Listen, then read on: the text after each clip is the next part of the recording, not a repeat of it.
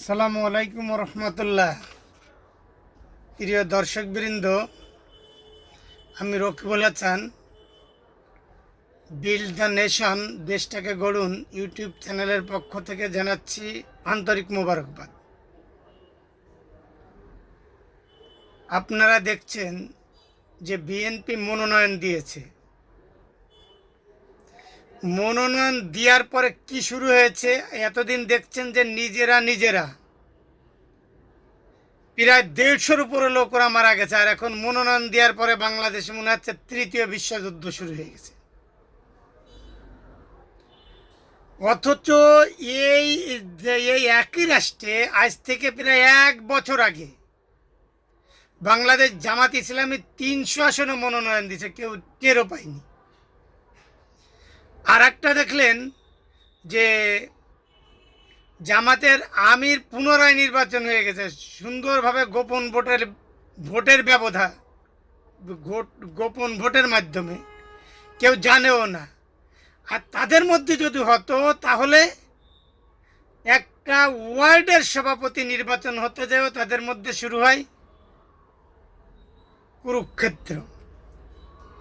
আপনারা দেখছেন দেশ যে যদি আমাদের গড়তে হয়, 54 বছর ধরে আমরা শুধু খালি এইসবই দেখে আসছি।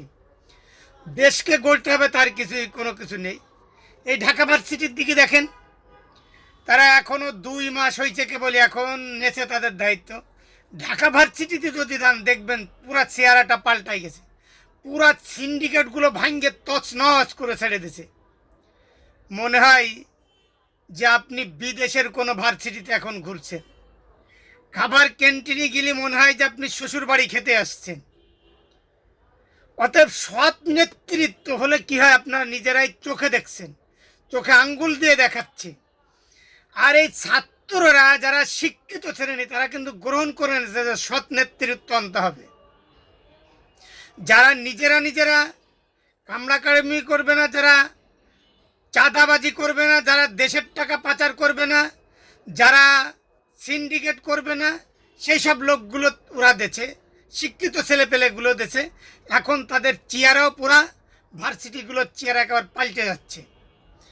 তা আমি আপনাদের বলবো যে দেখেন, আমাদেরকেও যদি এই দেশটাকে গড়তে হয়, এই দেশের যদি উন্নত করতে হয়, এই দেশকে যদি আমাদের উন্নতির শিখরে নিতে হয়, তাহলে আমাদেরকেও আগামী নির্বাচনে সৎ নেতৃত্ব বেছে নিতে হবে, যারা দেশের জন্য কাজ করবে, যারা নিজেরা মারামারি করবে না, যারা টাকা পাচার করবে না, যারা গরিবের হক মেরে খাবে না।